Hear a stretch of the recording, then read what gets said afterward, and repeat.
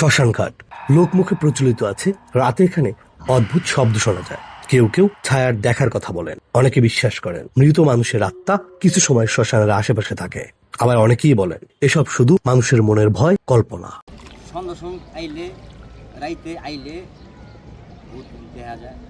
একটা ভাই মনে বড় আছে, সেনাবাহিনী চাকরি করে। ওই যে থামবিরার ওই জায়গাতে এই জায়গায় আইতে মনে করেন যে ভাই ভয় পাইতেছে। বড় দুপুর 2টা বাজে ভাই, আমরা ওই জায়গাটার ভিতরে বয়ে রয়েছি, লাল গেঞ্জি পিন্দা যে পোলাটা, মানে আমরা 3-4 জন বয়ে আসছিলাম। বেড়া একটা ব্যাগ লইছে এত বড়, কান্দে ব্যাগটা ঝুলায় কইতেছে যে ভাই আমি হনতেন হেনাইতে ভয় পাইতেছি। পরে এরকম কাহিনী আমরা জিগেলাম, কইতেছে ভাই ওই জায়গায় আমার একটা তাবিজ ঘাড়ানো আছে, আমি ওটা লয়ে যাবো, মানে ভাইঙ্গা লয়ে যাবো। ওই যে ওই জায়গার অনেকটা সিঁড়ি আসলো আগে, ওই যে পোলাবাইন হেরা দেখছে ভাই, ওই যে হেরা সিনিয়র পার্সন হেরা দেখছে ভাই, সিঁড়িটা দেখছেন না ভাই, ওই সিঁড়িটার হনে তাবিজটা গাইরা ছুঁয়ে গেছে ভাই।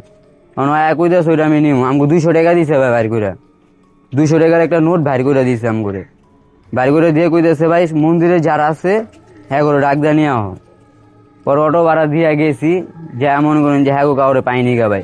পরে পোলার কইছি ভাই এরম এরম এটা ভাঙুন যাবো না, হ্যাঁ গো পাইনি গা।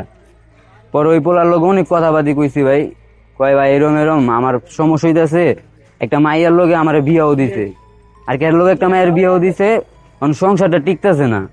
আর ওই যে জাদু টোনা করছে, তাবিজ নাবিজ করছে, সংসারটা টিকতেছে না ভাই।